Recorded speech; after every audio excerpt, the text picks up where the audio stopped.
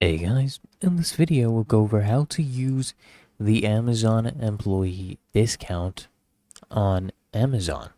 It's actually really easy and simple, and every year, Amazon gives you a employee discount code that you need to go ahead and use during checkout, right? So when you're doing your checkout, you use the code. So you come here and choose any item like you normally would. And remember, this code, you only use it once and it will be applied throughout the year. So you go ahead and click on buy now, right? You just use the codes here. You can redeem as well, use these coupons. But when you're buying them, basically, you're supposed to add your employee discount code.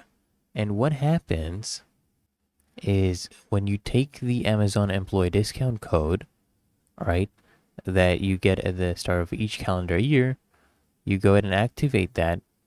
And once you do that, for the rest of the year, that code has been applied to your account. You do not need to re-enter it again for each purpose. All right. And this is from the official Amazon page, right? So I hope this guide provided value to you. And if it did, consider smashing of that like button as well as subscribing to frequently asked questions. And I'll see you guys in the next one.